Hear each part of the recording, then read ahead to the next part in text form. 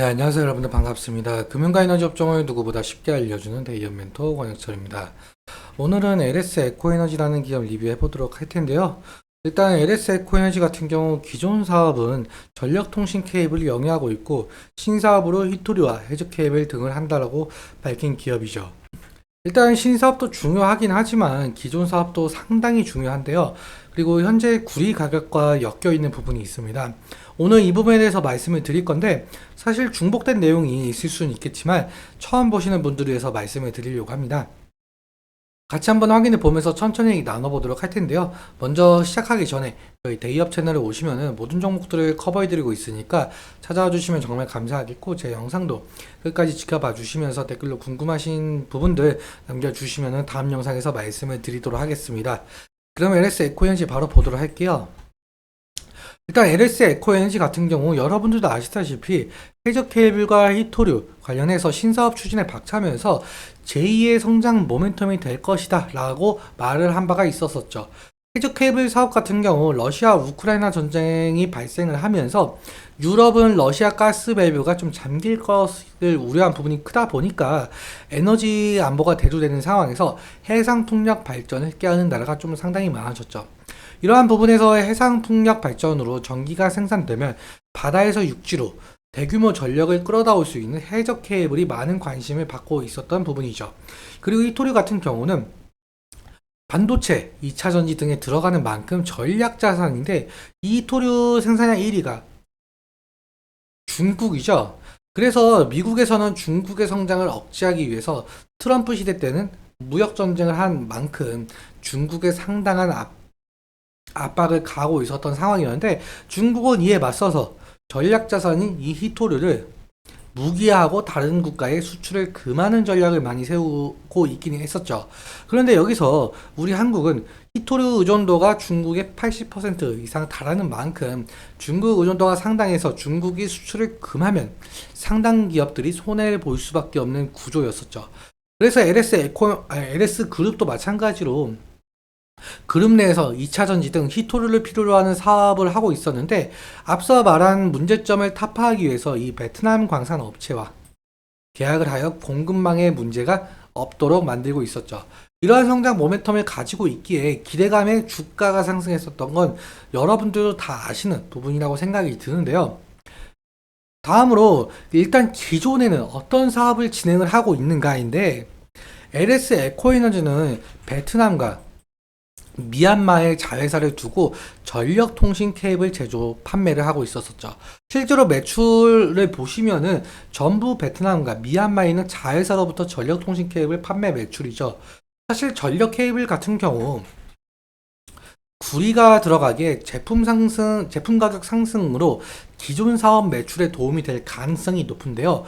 이렇게까지 구리 가격이 상승한 이유는 여러분들도 아시다시피 AI 산업 확장이죠. AI 시장이 커지게 되면서 필요로 하게 된 전력 인프라.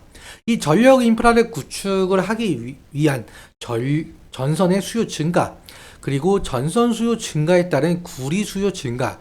그 이후로 구리 가격이 상당히 많이 올랐었는데요. 여기에 더해서 미국과 영국이 공동으로 러시아산 구리, 니켈, 알루미늄을 겨냥하면서 제재를 가했죠. 러시아는 전 세계의 구리 생산량 4% 정도 차지하고 있는데 그래서 당연히 수요는 증가하는데 공급이 부족해지니까 지속적인 상승의 모습을 보여주고 있는 것 같습니다. 사실 원재료 가격 상승으로 제품 가격이 상승하게 되면은 제품 수요가 줄어들 가능성은 있겠지만 앞서 말씀드렸다시피 LS 에코에너지는 현재 케이블 사업을 베트남에서 하고 있다라고 말씀을 드렸습니다. 그래서 사실 베트남은 전력 케이블 가격이 오르게 되더라도 구매를 할 수밖에 없는 입장인데요. 그 이유에 대해선 현재 베트남은 제8차 전력 개발 계획에 따라서 인프라 구축이 한창이죠. 2030년까지 도시화율을 50% 달성 계획을 좀 수립한 상태인데 기존에 노후화된 전력선이 상당히 많아서 어쩔 수 없이 구매를 해야 하는 입장일 가능성이 크겠죠. 그리고 도시화율이 진행이 계속되면 발전 설비 용량도 늘어나게 되는 것은 당연한 것 같은데, 다시 말해서 전력통신 케이블 수요가 늘어날 전망이 보이고, 더 나아가서 도시화율이 계획된 부분보다 더 초과가 되면은 매출 증대 효과를 누릴 가능성도 있어 보이고 있습니다. 이처럼 베트남 도시화율에 따른 기존 사업의 매출 증대가 일어날 것으로 판단이 되고 있지만, 앞으로 그렇다면은 베트남의 도시화율이 포화 상태가 되면 그것으로 모멘텀이 중단되는 것이 아닐까라고 하는 궁금증도 생기게 될 수는 있겠죠.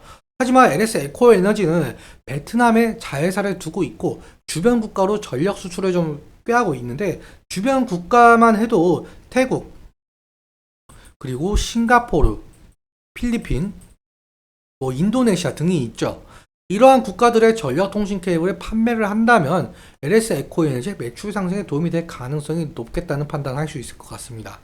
그렇다면 동남아 국가들의 도시화율이 어떻게 진행되고 있는지도 함께 바라봐야 하는데, 동남아 국가들 같은 경우 도시화율은 현재 수도 주변으로 밀집되어 있는 형태가 좀 강하다 보니까 한국과 비슷한 흐름을 가져가고 있죠.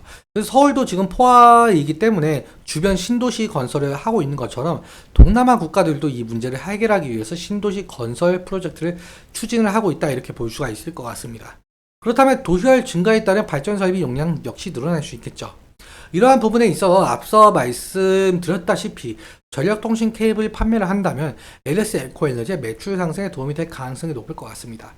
그래서 LS 에코 에너지의 신사업인 이토류 해저 케이블에 대한 괄목한 성과가 나오기 전까지는 기존 사업도 무시를 못한다, 이렇게 말씀을 드릴 수가 있겠고, 즉 다시 정리하자면 LS 에코 에너지의 신사업인 이토류 해저 케이블 말고도 현재 사업 부분에 대한 성과, 그리고 앞으로의 모멘텀도 같이 살펴봐야 하는 부분인 것 같습니다. 그렇다면 차트 한번 살펴보도록 하겠는데요. 일단 차트 같은 경우 지지라인은 제가 미리 좀 그어봤죠.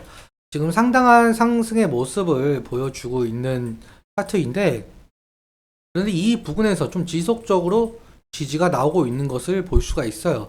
그리고 제가 앞선 영상에서도 이 부분을 좀 중요시 여겨주면 좋겠다라고 말씀을 드렸는데, 지속적으로 여기 부분을 지지하면서 상승의 모습을 좀 보여주고 있죠. 일단 만약에 이 부분을 이탈 시에는 2차적으로 장기 이평선인 120일 이평선 부근에서 다시 한번 지지를 받고 반등하는지도 좀 살펴보아야 하는데, 만약 이 2차적인 지지 라인까지 이탈을 하게 된다면 리스크적인 관리는 필요할 것으로 보이고 있습니다. 그리고 상승시 같은 경우는 사실 신고가 부근이기도 하죠. 그래서 차익 실현 매물, 즉 저항 매물이 있을 가능성이 큰데요. 그래서 여기 이 부분에서 지속적으로 횡보를 시키면서 매물 소화를 한 다음에 상승을 할 것인지, 아니면 신고가 부분에서 다시금 저항을 막고 지지라인까지 후퇴를 할 것인지, 그 부분은 좀 지켜봐야 되는 부분인 것 같습니다.